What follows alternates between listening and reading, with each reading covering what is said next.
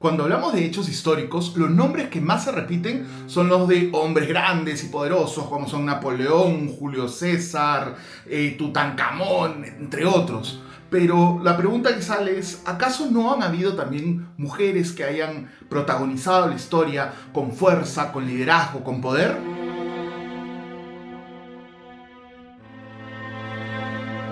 Hoy, en el Método Rodri, vamos a contar la historia de una mujer cuyo legado fue tan impactante que quisieron borrarla de la historia. Una reina que se convirtió en faraona, desafiando las leyes y las normas de la época, el status quo de la época y cambiando el legado de toda una nación. Hoy, por el mes de la mujer, quiero contarle la historia de Hatshepsut, una mujer que si hubiera sido hombre sería recordada como uno de los líderes más importantes de la historia.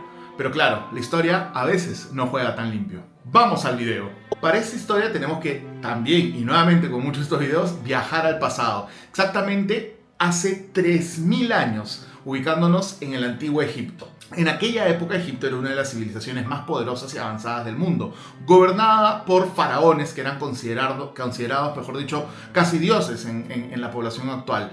El trono en esa época, la forma heredada era de padre a hijo, ¿no? Y el papel de las mujeres en el poder no era tan protagonista. Digamos que las mujeres eran o concubinas o reinas consorte o, en el mejor de los casos, regentes de sus hijos o de sus hijastros menores de edad hasta que ellos llegaban a la mayoría de edad y terminaban siendo los faraones oficiales de la época, ¿no?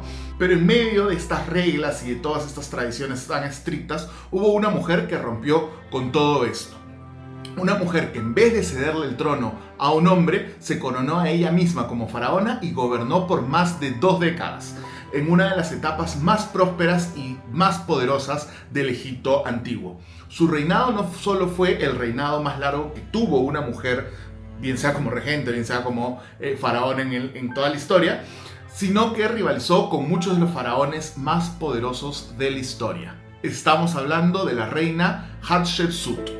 Hatshepsut no debió haber sido faraona. Si todo hubiese seguido el plan, ella no habría sido más que otra figura femenina dentro del antiguo Egipto, donde o bien había sido consorte, o bien había sido regente, o una mujer, digamos, de la nobleza en general, que cumpliendo con su papel de esposa real, hubiera tenido hijos, hubiera vivido rodeada de oro, perfume, lujos.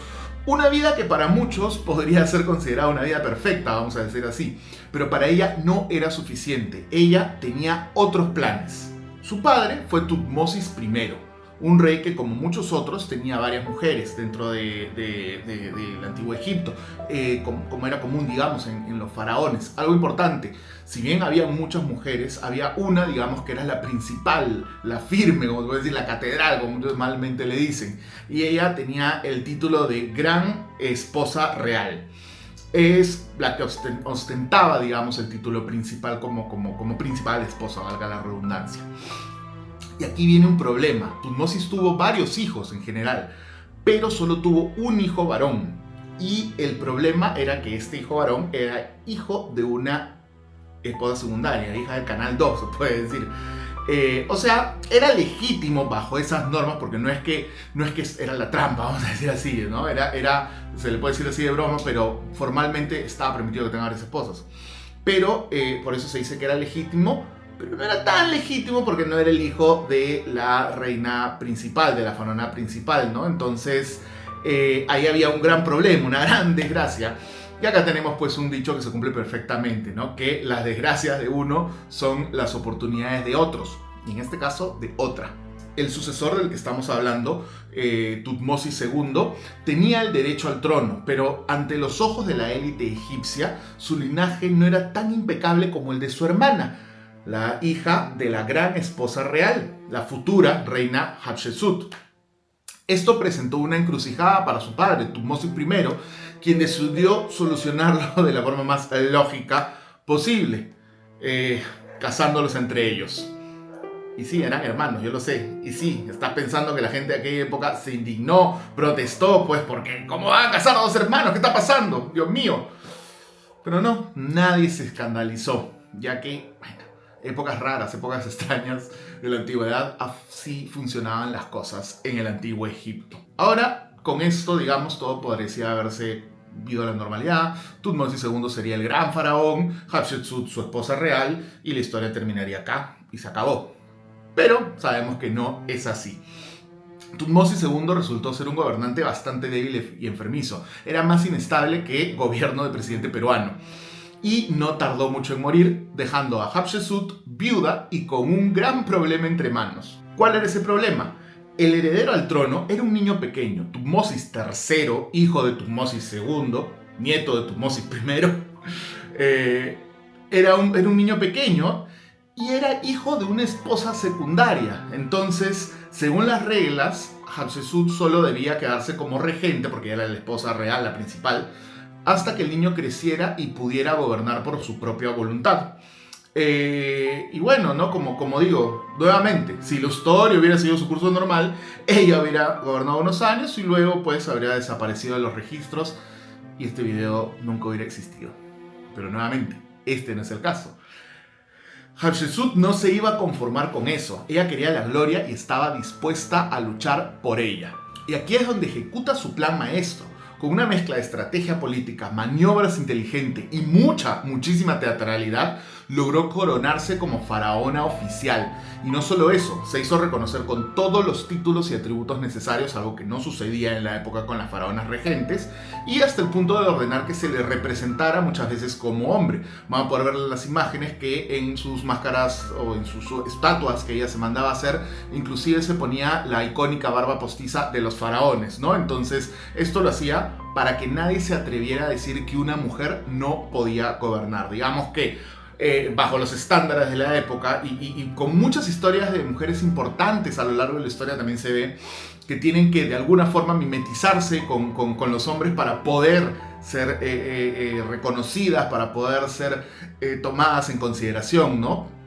Que es algo totalmente terrible, pero que es la realidad, que hasta el día de hoy pasa mucho, que las mujeres que de repente tienen más protagonismo en puestos de liderazgo terminan teniendo que asumir ciertos rasgos más que usualmente se le consideran a los hombres que a los rasgos que usualmente se le atribuyen a las mujeres, ¿no? Pero bueno, es algo que viene desde esa época del antiguo Egipto, ¿no? Y una vez que ella se corona como faraona de manera oficial, lo que sigue es la historia de una de las reinas más exitosas y olvidadas de Egipto. Ahora vamos a entender por qué Hatshepsut fue una de las gobernantes más grandes del antiguo Egipto y también de la historia.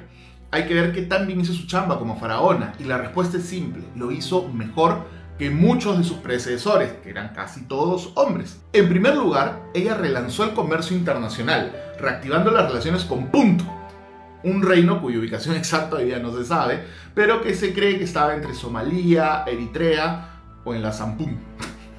El punto es que este negocio le trajo a Egipto una cantidad ridícula de oro, de mirra, de ébano, de animales exóticos y todas estas cosas que las vendían a mucho dinero a sus vecinos y pues les permitían tener mucho dinero y convertir a Egipto en un estado, digamos, en un territorio rico y poderoso. Luego Hatshepsut también tenía una obsesión con la construcción.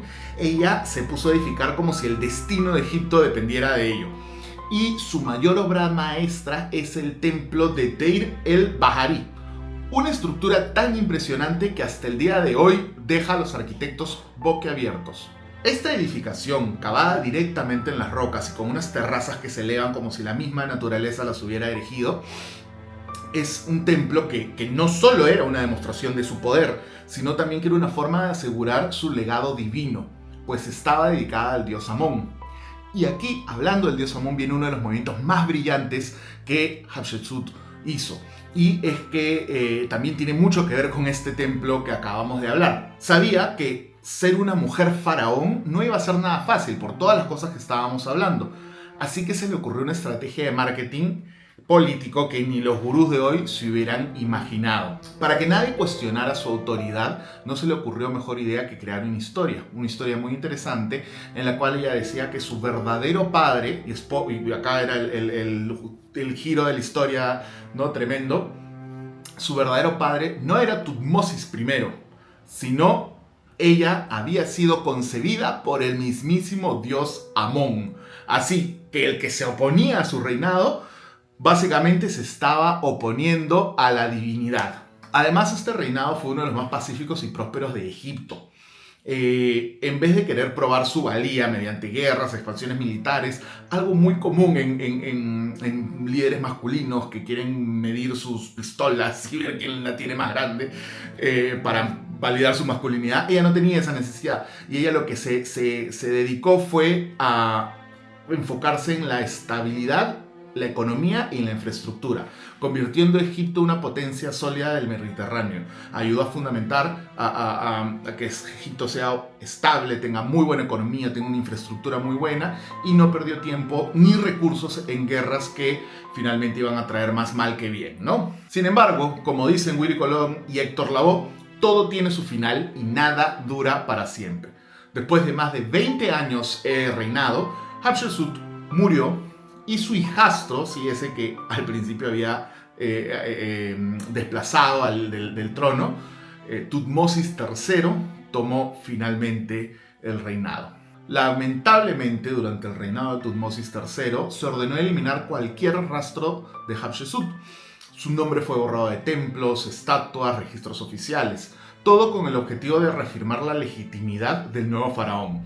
Después de todo, una mujer que había desafiado el orden tradicional no podía quedar en la historia como un ejemplo a seguir. Pero Hatshepsut ni siquiera en la muerte se dejó borrar tan fácilmente.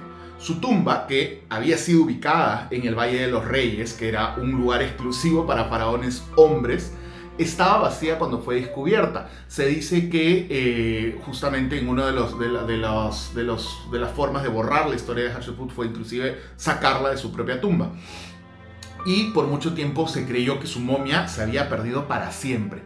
Sin embargo, en el año 2007, gracias a pruebas de ADN y un pequeño diente hallado en una caja canópica con su nombre, los egiptólogos lograron identificar su cuerpo gracias a estos elementos y Hatshepsut volvía a la historia como si hasta desde su tumba se negara a ser olvidada. Hoy es reconocida como una de las faraonas más importantes de la historia, más aún que muchos otros faraones que se aferraron al orden tradicional, al conservadurismo, vamos a venir a decirlo así. Y así con eso llegamos al fin de una resumida historia de la reina Hatshepsut. Hay mucho contenido en redes, en internet, acá en YouTube, de esta reina y de por qué es una persona tan importante para la historia de la humanidad, y como una mujer, ¿no?, que se atrevió a romper las reglas de su tiempo y a reclamar el poder que según el orden tradicional no le correspondía, pudo, a pesar de los intentos de ser borrada, negarse a desaparecer y persistir en la historia.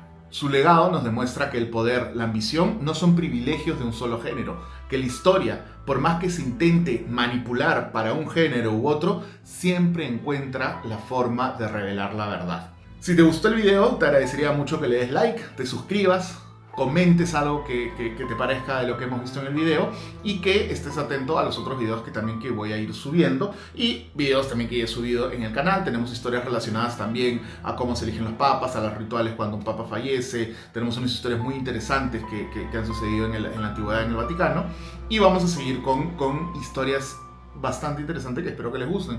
Si hay algún tema que les gustaría que hable durante estos videos, también tienen la cajita ahí de comentarios para que me puedan indicar qué es lo que les gustaría que hablen, y yo feliz de investigar, de traer este video con data real, con información, con un poquito de salseo que nunca está de más, pero siempre con información verídica, comprobable, con fundamento histórico. Eso es todo en el método Rodri, nos vemos en el siguiente video. Chao.